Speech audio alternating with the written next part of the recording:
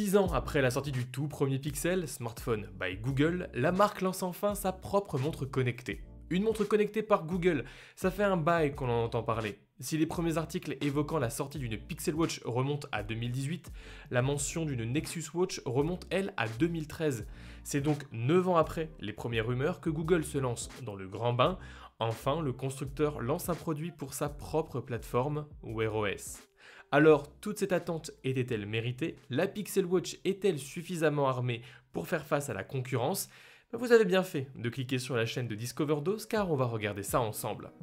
Depuis son annonce, le design de la Pixel Watch ne fait que grandir en moi. Plus le temps passe et plus je trouve cette montre simplement magnifique. On est ici en présence d'une montre ronde, format un petit peu galet, ultra épuré. À part la petite couronne sur le côté, rien ne dépasse, tout est en rondeur.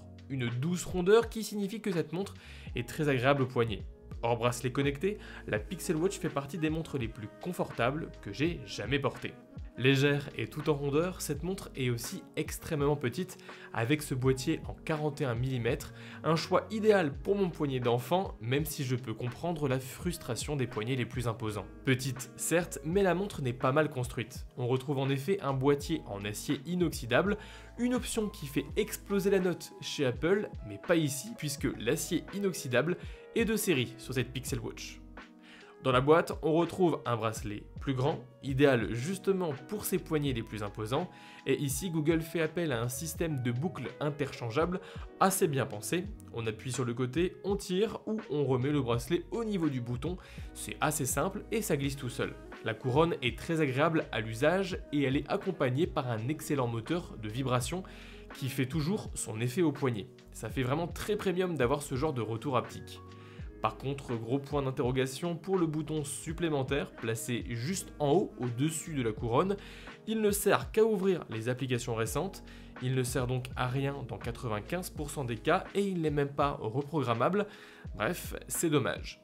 J'adore donc ce design minimaliste, surtout que c'est un design intelligent qui s'est conjugué avec des bordures bien présentes et je trouve ça malin de fondre ces bordures dans le design plutôt que de les subir. Justement, qui dit bordure dit écran, ici on a un bel écran AMOLED et bien lumineux qui ne souffre pas de problème de visibilité en extérieur.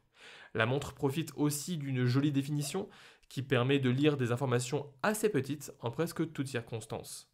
Cependant, n'oubliez pas que c'est ici un écran assez petit. En effet, 41 mm, c'est le boîtier au total. Actuellement, on est plutôt sur du 35 mm grand maximum, puisqu'on a presque un demi-centimètre de bordure tout autour, et ça réduit donc forcément la surface utile de l'écran. L'écran est protégé par du Gorilla Glass 5, pas le verre le plus réputé pour résister aux rayures, et avec ce verre prédominant sur la façade, si vous devez frôler un mur, vous allez rapidement pleurer. Dans tous les cas, sous le doigt, l'écran est réactif et la navigation est très fluide. Une jolie fluidité observée qui place cette Pixel Watch même devant les dernières montres de Samsung. Et pourtant, ça, c'était pas gagné vu le processeur de plus de 4 ans que Google nous a foutu dedans. Mais si ce processeur a d'autres problèmes, notamment l'autonomie, je trouve que la fluidité est plus que correcte. Alors j'ai bien eu quelques ralentissements ou quelques bugs, quelques freezes, mais l'expérience reste convaincante. Ici la montre embarque Wear OS 3.5 et la refonte de Wear OS est enfin bien perceptible.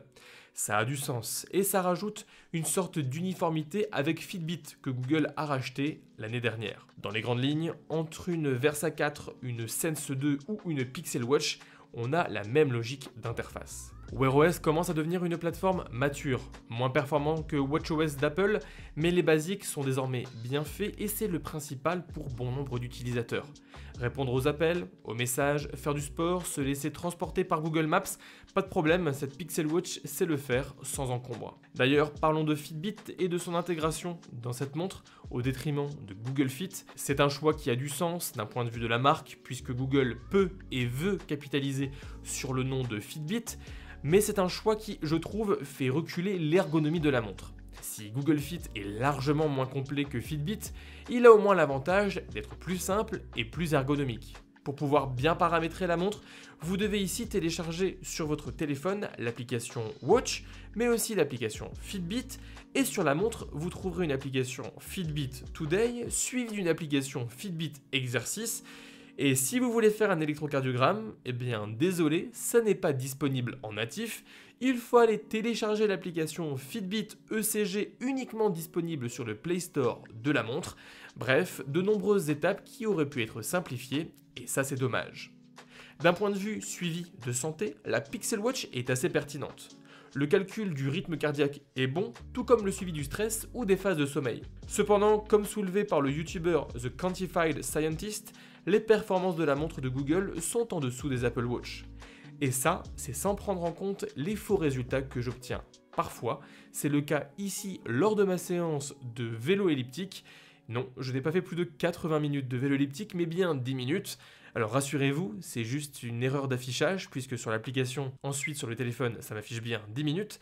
Mais quand on arrête l'activité, voir ce genre de chiffres complètement délirants, ça fait un peu bizarre. En autre point négatif, sur le suivi de la santé, je retiens 2 points. D'abord, un GPS assez capricieux et pas très précis. Il suffit là, par exemple, de regarder ce tracé ou les quelques aberrations de suivi pour comprendre.